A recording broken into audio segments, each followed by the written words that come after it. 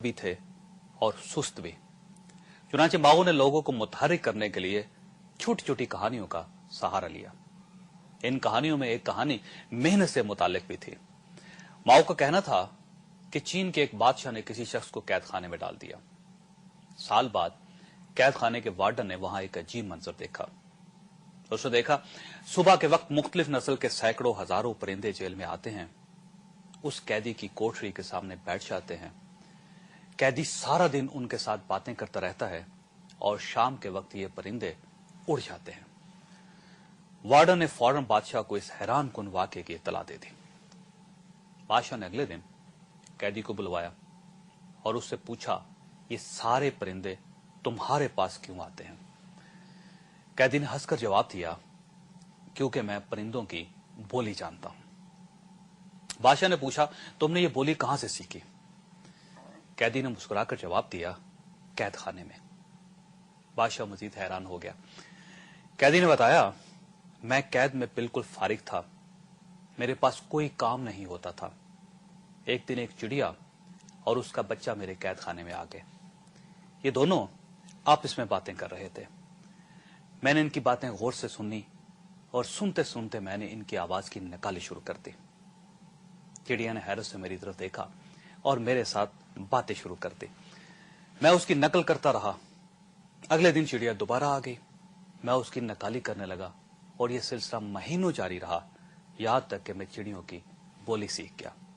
इसके बाद मैंने इसी तरह कौवों की बोली सीखी, फिर फाख्ताओं, तोतों और चीलों की बोली सीखी। अब मैं इन परिंदों को रोजाना जेल में बुलवाता हूं, सारा दिन इनके साथ गप लगाता हूं और इन्हें शाम को वापस भिजवा देता हूं। माओ ज़ेडुंग ने यह कहानी सुनाकर लोगों से कहा कि इंसान के पास 3 ऐसी खूबियां हैं जो दुनिया की कोई ताकत इससे नहीं छीन सकती। माओ ने कहा, ये खूबियां हैं इल्म, मेहनत और दयानतदारी। माओ का कहना था कि दुनिया की कोई ताकत आपको इल्म सीखने से बाज नहीं रख सकती। आप गरीब हैं, बीमार हैं, माजूर हैं या फिर बूढ़े हैं, आप पर इल्म का दरवाजा हर वक्त खुला रहता है। इसी तरह दुनिया की कोई ताकत आपको मेहनत करने से भी बाज नहीं रख सकती। आप कैद तन्हाई में भी परिंदों की बोलियां सीख सकते हैं, और अगर आप दयानतदार रहना चाहते हैं तो दुनिया की कोई ताकत आपको बदयानत नहीं बना सकती। इसके बाद माओ ने चीन के लोगों से कहा कि उठो, इल्म सीखो, मेहनत करो और दयानतदारी से काम लो, तो मैं कोई तरक्की से नहीं रोक सकेगा। वाज़ेदात माओ ज़ेडुंग की यह बात 100% दुरुस्त थी, लेकिन मैं इन खूबियों में इंसान की मजीद 3 खूबियां शामिल करना चाहता हूं। दुनिया की कोई ताकत इंसान को नफरत करने से, मोहब्बत करने से और इख्तलाफ करने से भी नहीं रोक सकती। आप इंसान की जुबान पर पाबंदी लगा दें, इंसान अपनी आंखों, चेहरे के तासुरात, हत्ता कि अपनी जिस्मानी हरकतों सकनात से भी अपनी नफरत और मोहब्बत का इजहार कर सकता है, और दुनिया की कोई ताकत उसे इस हक से महरूम नहीं कर सकती। इंसान की छठी खूबी इख्तलाफ का हक है, और यह हक भी दुनिया की कोई ताकत इसे नहीं छीन सकती। नाज़रीन, इंसान का यह हक या यह खूबी अपोजिशन कहलाती है।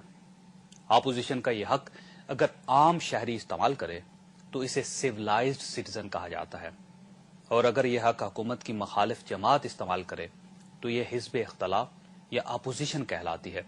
और कहा जाता है जिस जमहूरियत में अपोजिशन ना हो, या जिस जमहूरियत में अपोजिशन अपना किरदार पूरी तरह अदा न कर रही हो, उस जमहूरियत को जमहूरियत नहीं कहा जा सकता। हालांकि पाकिस्तान में भी जमहूरियत है और इस जमहूरियत में एक अपोजिशन भी है और इस अपोजिशन का एक लीडर भी है, लेकिन बदकिस्मती से इस अपोजिशन ने अभी तक तमाशाई से ज्यादा कोई किरदार अदा नहीं किया।